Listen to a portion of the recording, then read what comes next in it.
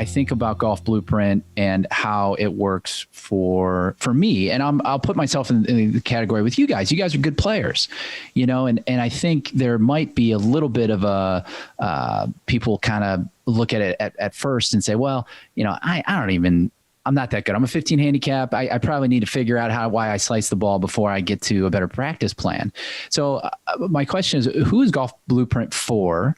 And is it right now where you guys are currently at? Because I know you've made a ton of modifications and updates, and the algorithm gets better with every player and data.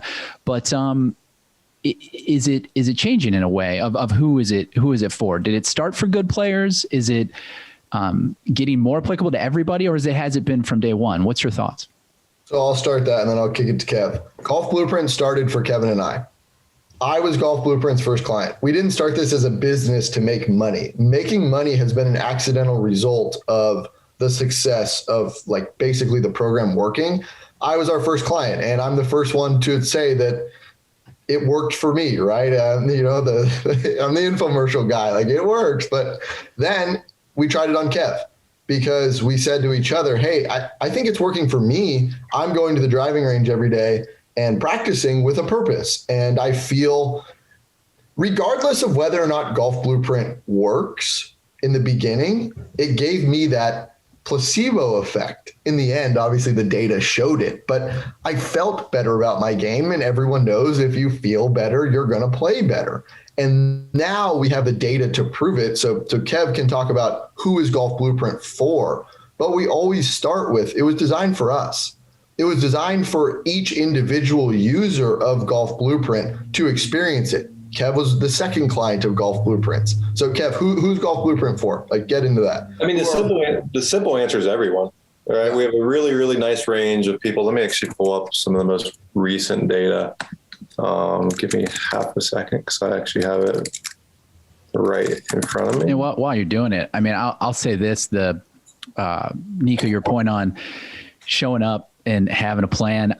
I've played the game for as long as I can remember. I've done a ton of practice hours, and that first time I called both you guys. That first time in the summer, my first Golf Blueprint. I don't even think it was specific to me, to be honest. But there was the freedom of having that cognitive freedom, right? That I didn't have to decide. And what it showed me very quickly was how reactionary I could be, right? I'm working on my wedges, and I remember that hooked drive on 18 2 days ago, and I jumped straight to my driver. Or I just got in the flow, the motion of, man, I was playing good last month and I had a practice session that I did this. And then I just started to realize, wow, how often do I do that? How long have I been doing this? Just the thoughts that pop into my head. As Kevin knows, my ADD can kind of win the day sometimes.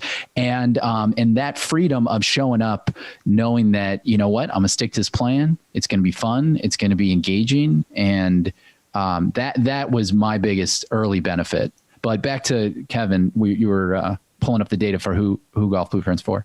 Yeah, I think so. Right now, 55% of our memberships between a handicap of 7 and 16. And I think that's something, Nico, we were really lucky at the beginning of Golf Blueprint with our we like to call them our bespoke members. We had a really great wide range of members early on in terms of their handicaps, their playing ability, how long they'd been with the game. And we got to learn a ton from them during that time period where it's okay, we can help any golfer, right? I mean, we're working with you, Matt. We're high level players to begin with, Nico and I ourselves, right?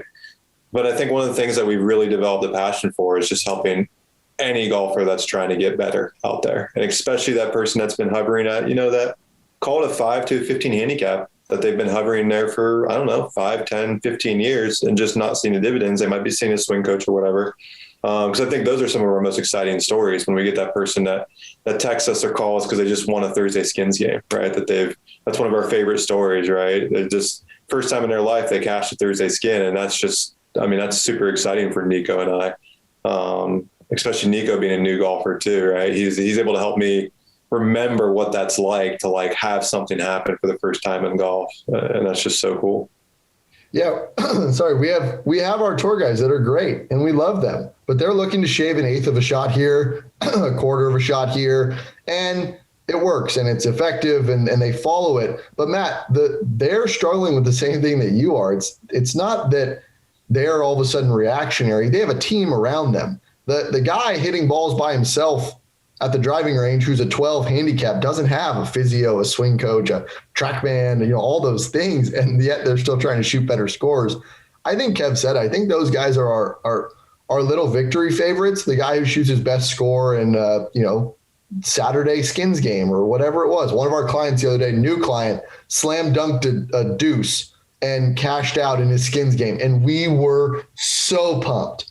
It's the little victories. And one thing that Kevin and I have really focused on with Golf Blueprint is small wins, big build big momentum. Mm-hmm. And that's every day in practice, you're winning. You're competing against yourself. Every card is designed that they have an outcome goal in mind. That's the foundation of Golf Blueprint and the foundation of criterion referenced instruction. You learn, you test, and then you learn.